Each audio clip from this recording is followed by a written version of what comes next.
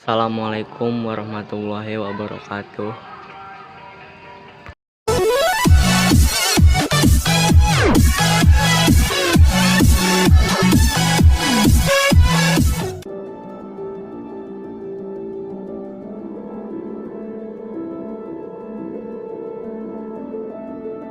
Zaman terakhir menurut geologi yaitu zaman Neozoikum.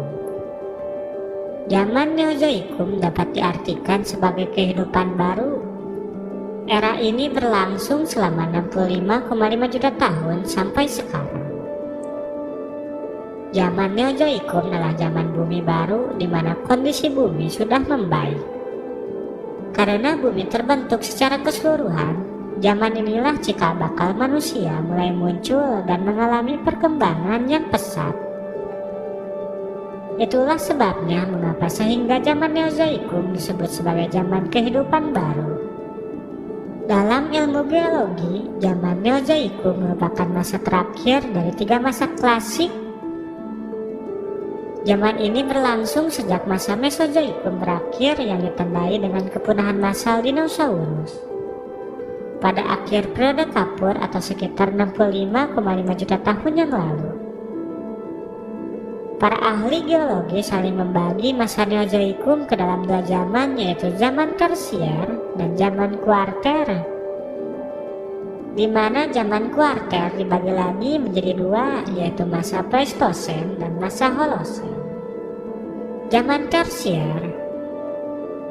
Tersier adalah zaman kehidupan ketiga yang dialami oleh bumi.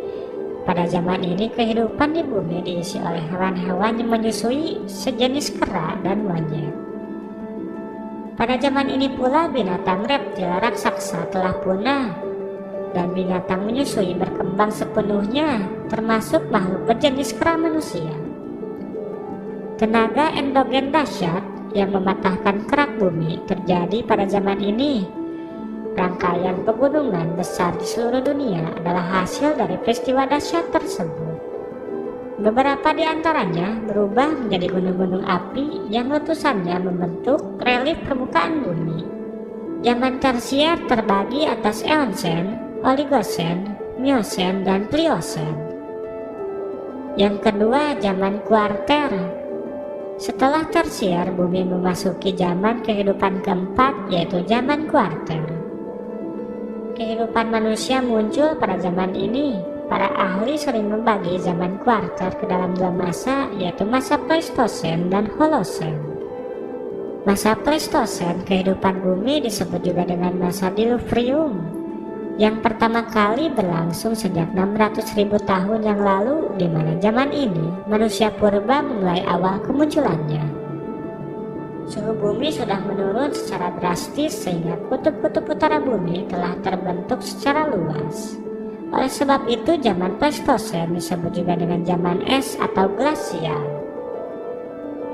Beberapa tahun setelahnya, sebagian es kemudian mencair yang dikenal juga dengan zaman interglasial. Di zaman es itulah paparan Sahul dan paparan Sunda telah terbentuk di Indonesia. Kedua paparan tersebut dipisahkan oleh garis Wallace, yaitu garis batas fauna.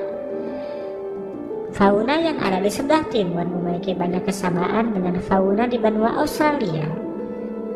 Dan di sebelah barat, faunanya memiliki banyak kesamaan dengan yang ada di benua Asia. Masa Holosen. Setelah masa Pleistosen, kemudian berlangsung masa Holosen yang terjadi sejak 20.000 tahun yang lalu. Masa es berakhir pada zaman ini dan suhu bumi mulai stabil. Sisa-sisa mencairnya es membentuk permukaan air yang luas sehingga banyak daratan rendah yang tenggelam. Pada masa ini, Homo sapiens sebagai nenek moyang manusia modern mulai muncul dan pulau-pulau di Indonesia mulai terbentuk. Manusia purba yang hidup di kala Holosen diperkirakan telah menggunakan peralatan bantu untuk mencari makan dan mempertahankan hidupnya dari serangan binatang buas. Alat-alat bantu ini masih sangat sederhana dan mungkin masih mendekati bentuk bahan aslinya. Ciri-ciri zaman Neozoikum yaitu merupakan puncak dari keberadaan hewan mamalia di muka bumi. Yang kedua, hewan reptil yang memiliki ukuran besar telah punah. Yang ketiga, iklim di bumi mulai stabil, kehidupan manusia dimulai. Yang keempat, zaman ini terbagi atas dua, yaitu zaman tersier dan zaman kuarter. Yang kelima, berlangsung sekitar 67 juta tahun yang lalu.